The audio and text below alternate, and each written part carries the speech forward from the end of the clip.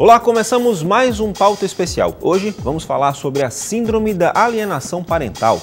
Também vamos saber como e quando usar os suplementos alimentares. O Pauta Especial está no ar.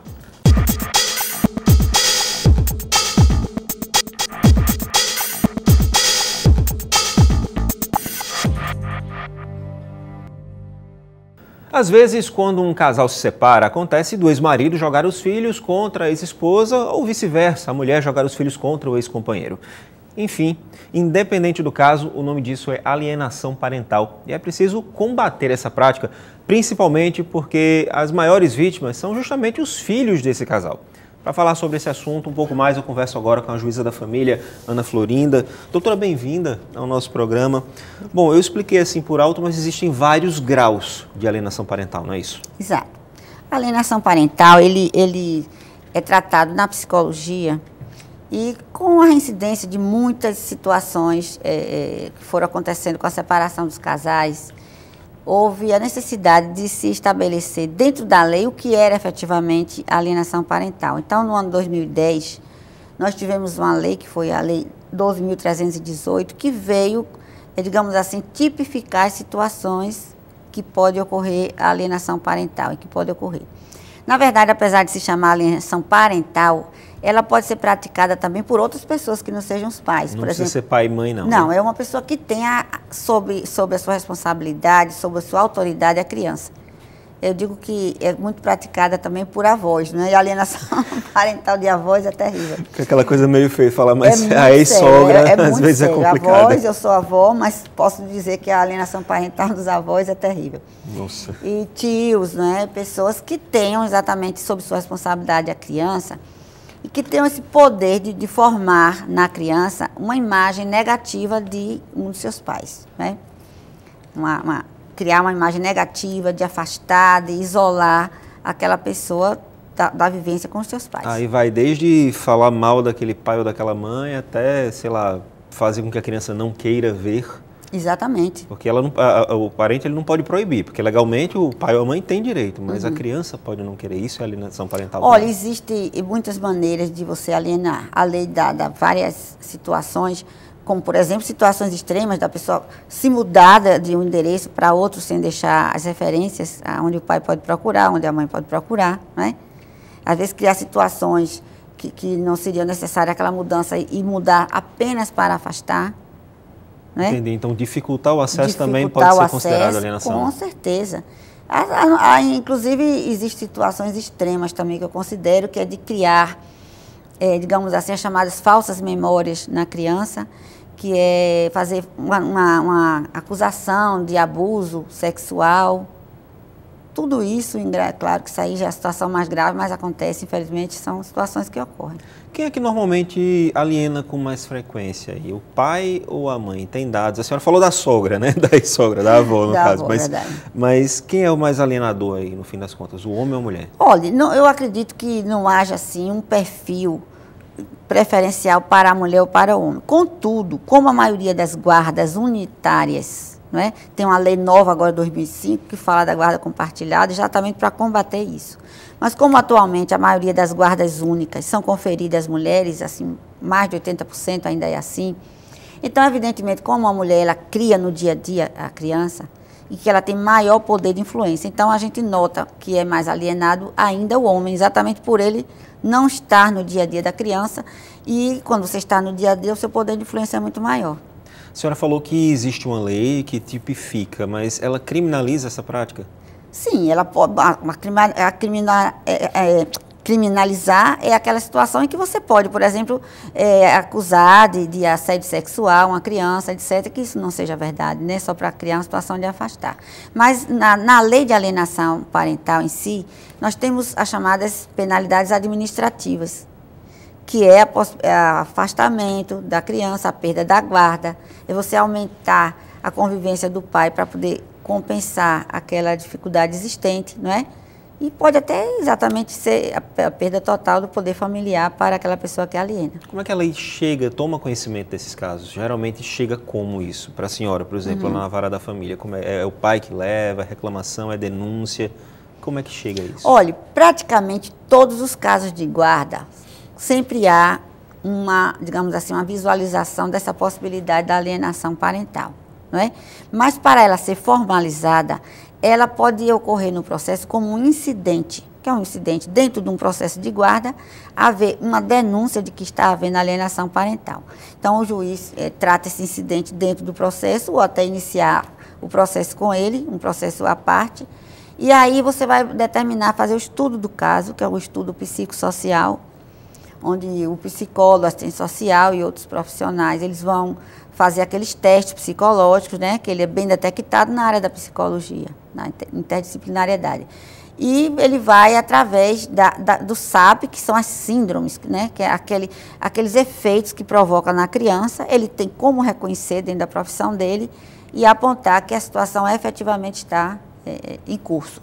Num processo de guarda da criança, geralmente existe um acompanhamento, né, de uma equipe ali para poder, de fato, saber como é que estão as situações. Isso é levado em conta, de repente, é uma maneira de prevenir? Quando a guarda ela não é consensual, porque às vezes nós recebemos dos pais já uma proposta de guarda, né, um divórcio consensual. Ficará assim, a guarda ficará desse modo, então aquilo ali já é um consenso. Quando a guarda não é consensual, quando ela é litigiosa, ou quando, uma vez estabelecida a guarda, ela não é cumprida, ou existem incidentes no percurso, né, daquela convivência, muito comum hoje em dia haver a denúncia da alienação parental.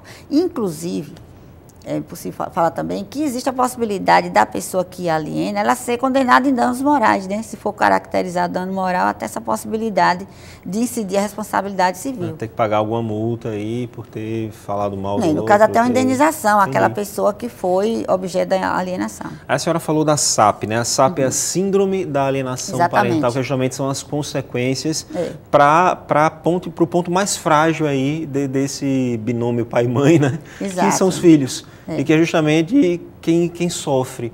São várias essas consequências. Exatamente. Né? A síndrome é exatamente os efeitos que a alienação parental causa na criança. Né? É como ela se apresenta na criança. Então, a psicóloga ela vai verificar os sintomas, ela vê um perfil, como a criança se revela. Então, essa síndrome é detectada a partir dos efeitos que a alienação parental causa. Né? Então, ela, quando você fala do pai ou da mãe, no caso, quem estiver sendo alienado, ela chora, ela tem medo de falar com aquele no telefone, porque ela teme repreensão, né? Então, ela não fica à vontade com aquela pessoa, ela demonstra ter medo. Aí, às vezes, ela diz, olha, ligue para mim. Ela, eu vou ligar para você e tal. Não liga com medo. Eu tive conhecimento de um caso próximo que a criança, inclusive, somatizou isso em forma de doença. Isso existe muito comum, né? Muito comum mesmo. Olha, o alienador, talvez ele não tenha ideia do mal que provoca no filho, porque ele pode efetivamente causar grandes transtornos de personalidade. A criança, ele eleva o grau de dissimulação da criança, né? Porque a criança, quando está com o pai, eu vou tratar assim para ficar mais fácil falar. Quando ele está com o pai, ela é feliz e gosta do pai. Mas quando ela está na presença da mãe alienadora, ela não gosta, não diz que gosta do pai, porque ela tem medo, digamos assim. Aí passa também a ter a questão da lealdade, ela tem uma síndrome da deslealdade, né? Ela se sente desleal com a mãe porque gosta do pai, né? Então ela se sente culpada por gostar daquela pessoa. Aí ela vê aquela tristeza, ela pode adquirir a depressão, pode ter depressão, há uma queda do rendimento escolar, ela vai cultivar várias situações de mentira. Mentira, não, eu não falei. Você falou com seu pai hoje? Não, não falei. E quando na verdade ela pode ter falado. Você saiu com seu pai? Não, não saí. Mentindo, que é para justamente ocultar situações que ela acha que a mãe vai se aborrecer se souber. Pois é, fruto de um ato aí, vamos dizer, egoísta de um pai e de uma mãe para brigar com outro ex-cônjuge e acaba afetando justamente tragédia quem para a você vida não da deveria criança. afetar nunca, né? É verdade. Eu acho que só a pessoa que realmente não tem conhecimento ou é uma pessoa muito egoísta, que não tem um amor verdadeiro pelo filho, que é capaz de fazer a alienação parental. Uma vez rompido esse laço, é possível recuperar quando acontece isso mesmo, da criança ser afastada? É possível? O poder público influencia isso de alguma forma? Olha, nós entendemos que é um dever do Estado, quando ele percebe essa situação, principalmente numa vara de família, ele fazer aquela reaproximação, né? Mas, evidentemente, nós temos que chegar à conclusão que temos casos em que a aproximação do filho com um dos pais não é benéfica. A própria lei da guarda compartilhada, que é agora a lei de 2015, de dezembro de 2015, bem recente, ela determina que a guarda será sempre compartilhada, salvo se o pai, ou a mãe no caso, não declarar expressamente que não deseja, que é aí que eu acho que o juiz deve perguntar o porquê, que às vezes mora longe, às vezes tem uma pessoa que está doente, às vezes uma pessoa que tem um problema tal, que não permite a guarda compartilhada, ou, aí a segunda situação, quando o juiz chega à conclusão que efetivamente aquela guarda compartilhada não atende ao interesse da criança, né? Tem pessoas que têm problemas muito sérios. A gente poderia citar aqui uma situação, digamos, limite, que é a pessoa consumidor de drogas. Isso, o alcoólatra. A convivência com a criança não vai ser benéfica nunca. Exatamente. Né? Alguns problemas mentais, não todos, tem pais que têm problemas mentais em tratamento, sob controle do medicamento, né, e sob supervisão, eles podem muito bem conviver com seus filhos. Mas tem situações que eles causam perigo à vida do filho. Doutora, para a gente finalizar a conversa, a senhora percebe essa situação muito frequente aqui em Alagoas de alienação? Olha, isso é mundial. Trabalha com isso todo dia, né? Isso é mundial. Isso tanto pode ser de um distúrbio de personalidade dos pais, né, para aquele amor egoístico, que ele quer o filho para ele, como se a divisão do amor fosse diminuir o amor em relação a ele. E também, infelizmente, isso é muito comum também, a criança ser usada como um instrumento de vingança. Para atingir aquilo. Para atingir, para magoar, não é? Então, às vezes a pessoa se sente afastada do outro contra a sua vontade e diz, bom, ele me deixou, ele não me ama mais, porém, a minha vingança... Claro, ele não pensa desse modo, né? Mas age assim, a minha vingança será o quê? Tirar dele aquilo, alguma coisa que ele ame muito. Para ele. Né? Geralmente, ou é o dinheiro ou é o filho. Pedindo pensões altas, indenizações, enfim, essas situações assim. Ok, doutora Ana Florinda, muito obrigado pela sua presença, pelas suas informações. Muito obrigada, você também.